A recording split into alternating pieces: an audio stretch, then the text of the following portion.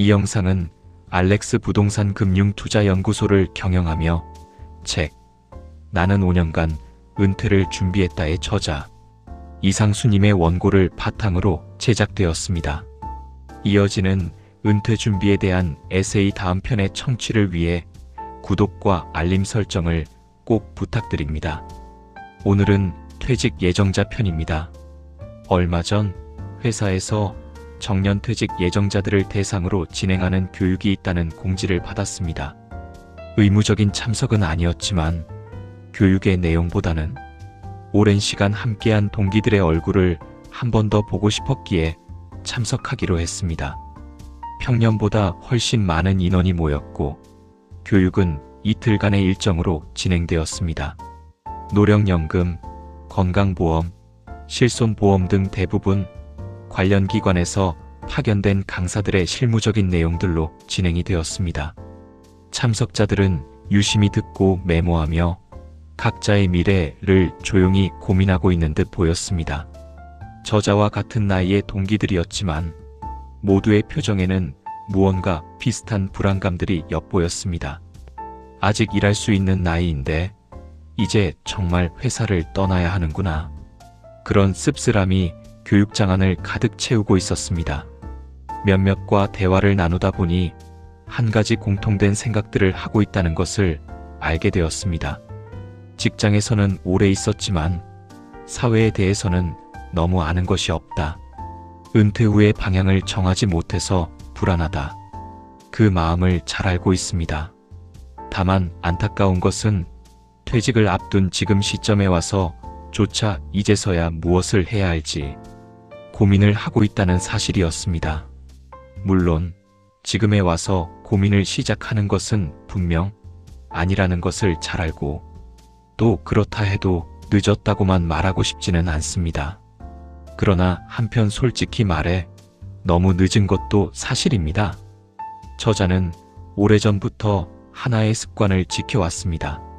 내 인생의 1년은 10월까지, 한 달은 25일까지이다. 그 말의 뜻은 늘 조금 먼저 준비하겠다는 뜻입니다. 그래서 퇴직을 훨씬 앞둔 시점부터 은퇴 이후의 삶을 설계해 왔습니다. 생각을 정리하고 방향을 잡고 가능하다면 빨리 실행에 옮겼습니다. 퇴직 예정자 교육에 참석한 100여 명의 퇴직을 앞둔 사람들 중 과연 몇 명이나 제2의 삶이 준비되어 있을까요?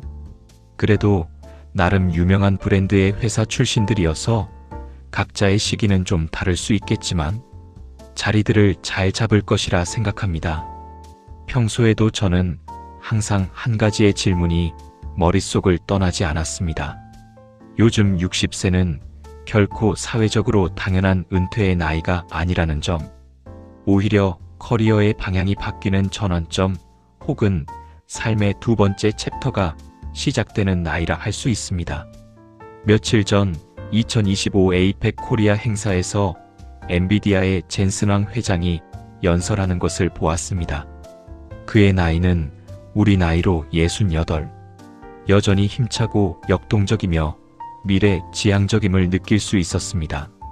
세계 기술 산업의 패러다임을 바꾸는 인물로 무려 7천조 원의 기업을 이끌고 있었습니다. 경제적 규모를 떠나 그 나이에도 여전히 도전하고 성장하는 그 자세가 무척 존경스러웠습니다. 그 모습을 보며 다시금 확신할 수 있었습니다. 은퇴란 커리어가 끝나는 것이 아니라 여전히 지속되는 또 하나의 터닝 포인트다. 물론 한평생을 조직 안에서 보낸 세대에게 이제는 좀 쉬어야 한다는 말은 너무나 자연스럽습니다. 하지만 냉정하게 말해 지금의 사회는 쉬는 것조차 재앙이 될 수 있는 구조입니다. 퇴직 이후에는 노령연금을 통해 일정 부분 노후를 보장받는다고 하더라도 건강보험료나 부동산 세금과 같은 현실적 부담은 오히려 더 커질 것으로 생각됩니다. 예를 들어 퇴직연금을 수령하는 시점이 되면 대부분의 정년 퇴직자들은 건강보험 피부양자 자격이 박탈되어 지역가입자가 됩니다. 기준을 초과하는 자산이 있기 때문일 수도 있고 노령연금의 수령 액수가 기준을 넘는 경우가 많기 때문입니다.